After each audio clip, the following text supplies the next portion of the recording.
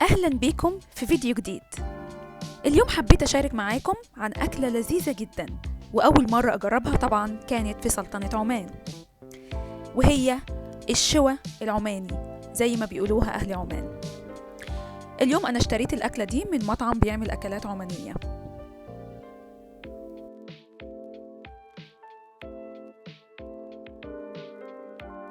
الأكلة دي بيجي معاها طبق رز كبير زي ما احنا شايفين، فيه جزر وتوابل، وبيكون رز حبة طويلة،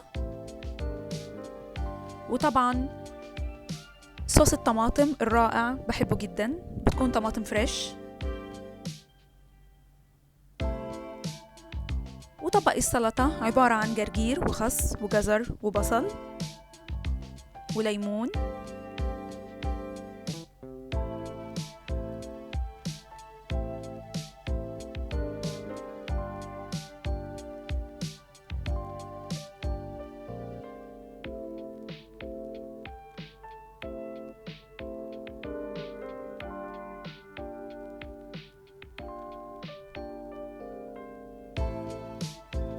وطبعا قطعة اللحم الشوى اللذيذة جدا.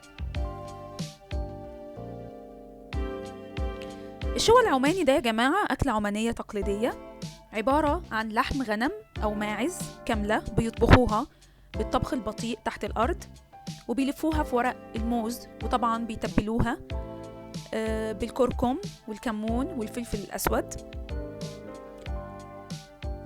بتقعد تحت الأرض حوالي 24 ل 48 ساعة،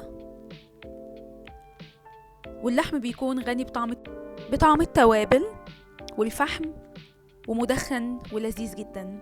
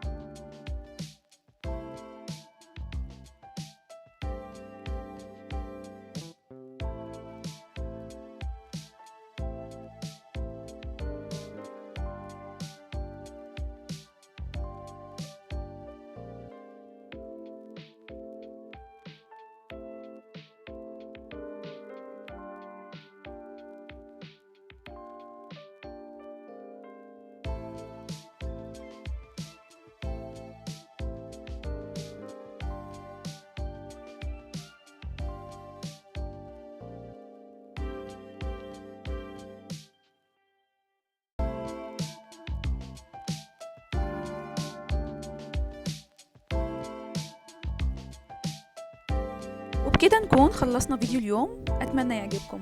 باي.